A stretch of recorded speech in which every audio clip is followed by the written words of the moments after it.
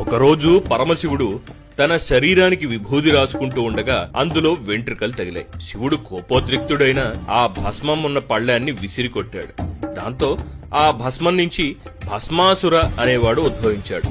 వాడికి శివుడు ఒక పనిని అప్పగించాడు. ప్రతిరోజు శివుడు ఒంటికి రాసుకోవడం కోసం శ్మశానం నుంచి బూడిదని తీసుకురావాలి.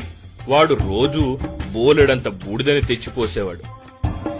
ఒకరోజు ఖాళీ చేత్తో వచ్చాడు. ఏమైందిరా అంటే, జీవులు చనిపోవడం తక్కువై బూడిద దొరకడం లేదు అన్నాడు. పరిష్కారంగా తన ఆలోచన శివుడికి చెప్పాడు. వాడి చెయ్యి ఎవరి నెత్తిన పెడితే వారు భస్మం అయిపోయేటట్టు తనకి వరం ఇమ్మన్నాడు. అప్పుడు సృష్టిలోని అవాంఛిత ప్రాణులన్నిటినీ భస్మం చెయ్యవచ్చని, తద్వారా శివుడికి కావలసినంత బూడిద దొరుకుతుందని అన్నాడు. శివుడు వెంటనే వాడికి వరమిచ్చాడు. ఎప్పుడైతే భస్మాసురుడికి వరం సంక్రమించిందో మరుక్షణమే దాన్ని ప్రయోగించడానికి శివుడి మీదకి వెళ్లాడు. శివుడు నిర్ఘాంతపోయాడు. కాని ఒక్కసారి వరమిచ్చాక తిరిగి తీసుకోవడం కుదరదు.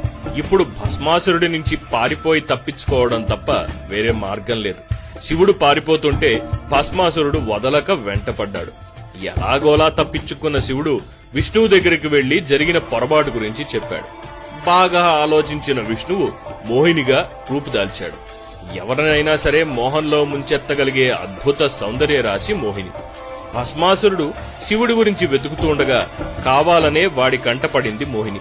మోహినిని చూడగానే అన్నీ మరిచిపోయి ఆమె మోజులో పడ్డాడు భస్మాసురుడు. వెంటనే ఆమె చెయ్యి పట్టి నన్ను పెళ్లాడతావా అని అడిగాడు. నువ్వు నన్ను నాట్యంలో ఓడిస్తే అప్పుడు చూద్దామంది మోహిని.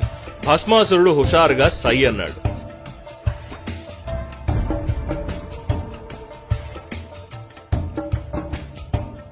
ఇద్దరూ గంటల తరబడి నృత్యం చేశారు. మోహిని తెలివిగా ఒక భంగిమ పెట్టి చేతిని తలపై ఉంచింది. భస్మాసురుడు కూడా అదే భంగిమని చేశాడు. క్షణాల్లో కాలి బూడిదైపోయాడు. భస్మాసుర పీడ అలా విరగడయింది.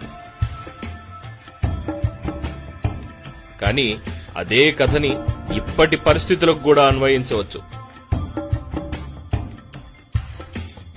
దేశ పౌరులుగా మనందరి దగ్గర ఒక పవర్ ఉంది. అదే ఓటు. ఎవరికైనా ఓటును ఇచ్చే ముందు బాగా ఆలోచించండి. ఎందుకంటే ఒక తప్పుడు వ్యక్తి చేతికి పవర్ ఇచ్చామా ఇక వెనక్కి తీసుకోలేం. అతగాడు భస్మాసుర అవతారం ఎత్తి మన మీదకే వస్తాడు.